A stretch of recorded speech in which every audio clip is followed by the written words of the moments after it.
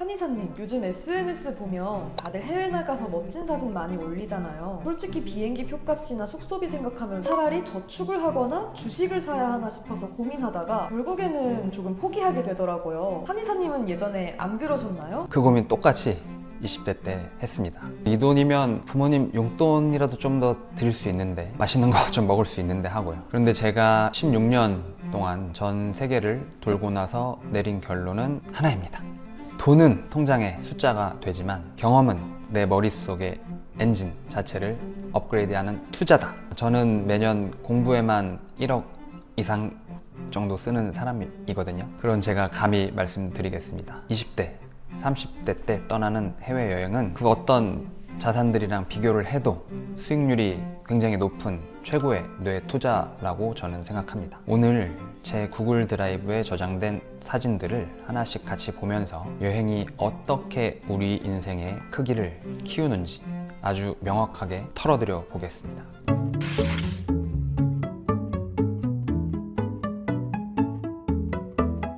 성인이 돼서 북경에 여행이라기보단 연수를 가게 됐습니다. 이 환자들이 정말 수백 명 누워있고 막 전쟁터처럼 총 쏘듯이 침을 막 던지고 계시더라고요. 제가 한국에서 경험했던 어떤 의료 시스템이랑은 또 전혀 다른 모습이었고 우물 안에서 벗어난 어떤 최초의 그런 경험이었던 것 같습니다. 북경 대학 써있죠. 네, 이 앳된 저의 20살 때 모습입니다. 코레일에서 일주일 동안 무제한으로 기차를 탈 수 있는 티켓을 팔았었거든요. 이렇게 날짜가 나오죠. 이게 가격이 5만 원입니다. 그때 정말 일주일 동안 고생을 많이 했습니다. 이렇게 좀 기차를 타고 다니면서 계속 뭔가 사색을 하고 글도 쓰고 고민이 항상 있었던 것 같아요. 어떻게 살아야 할까? 어떻게 해야 잘 사는 것일까? 뭐 이런 생각들을 굉장히 많이 했던 것 같아요. 그때 자리가 없어서 지정석이 다 차면 이런 데 앉아서 몇 시간 동안 가야 되거든요. 화장실 옆에서 이렇게 하고 막 여러 군데를 다녔습니다. 평소에는 제가 이런 사람이 아니거든요.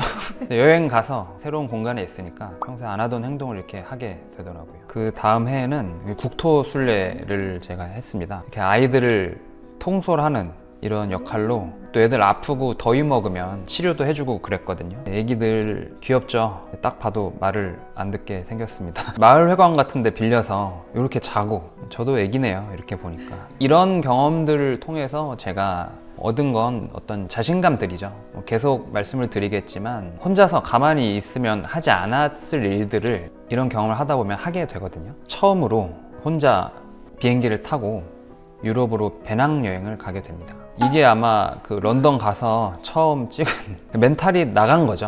얼굴 보면 눈동자도 굉장히 공허하고 이때 제가 이제 처음 비행기를 혼자 타고 해외를 나가다 보니까 스탑오버라고 하는 경유가 있어요. 시차를 생각을 못하고 제 그 시계에 있는 시간을 보고 비행기 놓친 줄 알고 막 엄청 헤매고 돌아다니면서 물어봤는데 그 게이트가 닫혀 있는데 알고 보니까 너무 일러서 게이트를 안 연 건데 이미 간 줄 알고 정말 이때 생각하면 아직도 등에 식은땀이 막 납니다. 그래서 처음 런던에 도착해서 이런 표정으로 사진을 찍게 되었습니다. 이내 여유를 되찾고 여행을 무사하게 시작을 하게 됐습니다. 런던 다음에 제가 갔던 곳이 네덜란드 그 암스테르담입니다. 암스테르담에서 제가 제일 인상 깊었던 거는 하이네켄 맥주 박물관을 간 건데요. 하이네켄은 챔피언스 리그 공식 스폰서예요. 제가 존경하는 박지성 선수가 유럽에서 맹활약하고 있을 텐데 그 광고에 이 하이네켄이 나옵니다. 그때 이제 고등학생이니까 당연히 술을 못 먹죠. 저게 어떤 맛일까 그렇게 궁금했는데 여기 와가지고 이걸 이제 한 잔 딱 첫 입 먹는 순간 와, 신의 맥주가 있다면 이런 거구나. 그런 아주 강렬한 기쁨을 느꼈던 그때입니다. 16년 전 맥주 맛이 아직도 기억난다는 게 사실 조금 신기하잖아요.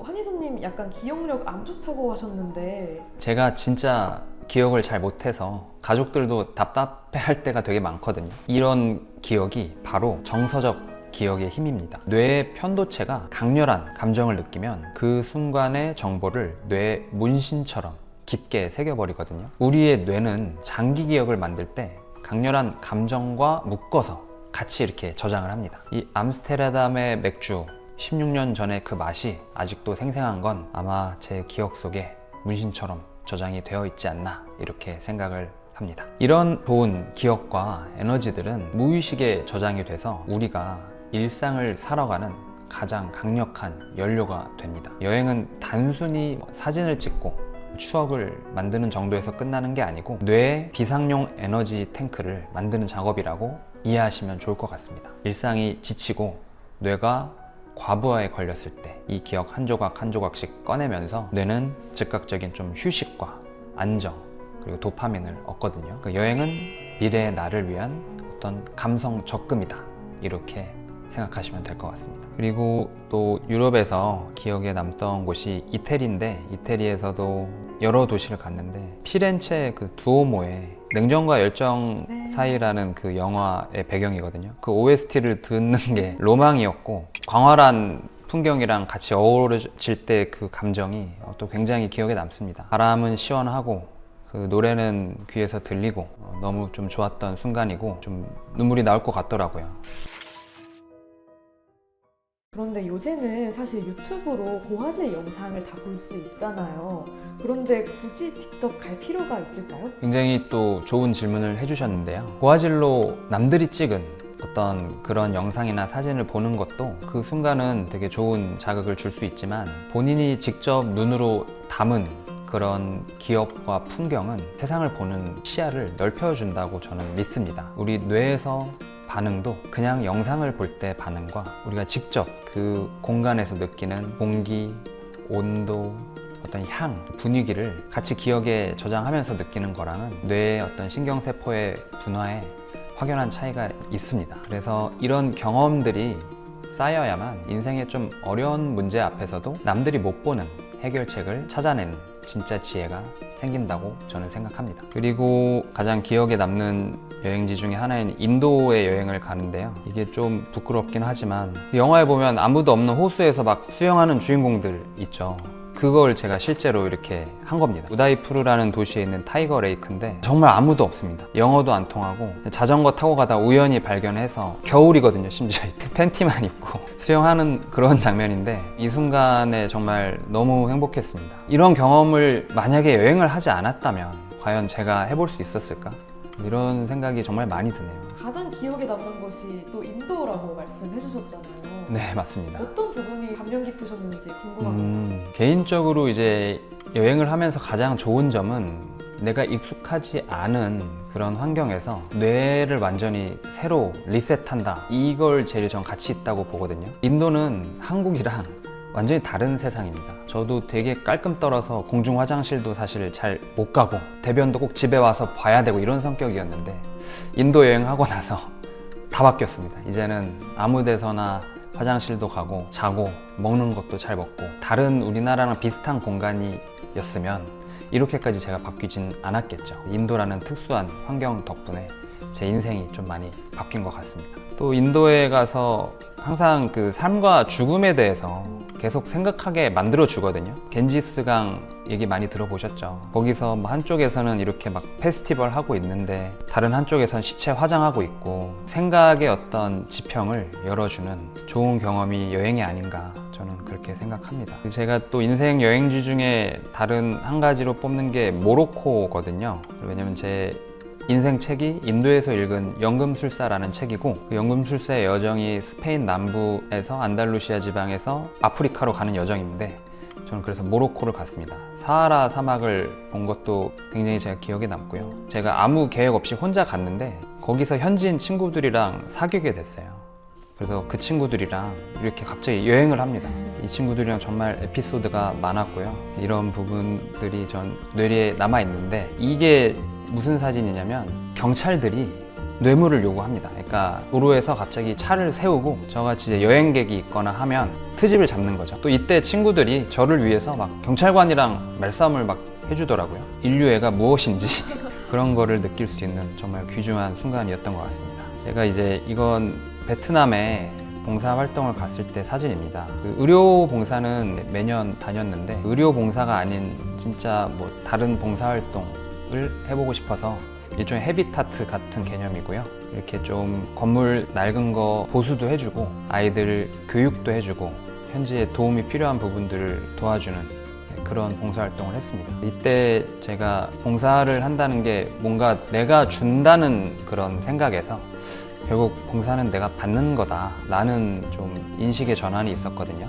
어떤 아이들이랑 정말 이 무해한 눈망울과 웃음, 미소를 보면서 제 영혼이 좀 치유되는 그런 느낌을 많이 받았고요.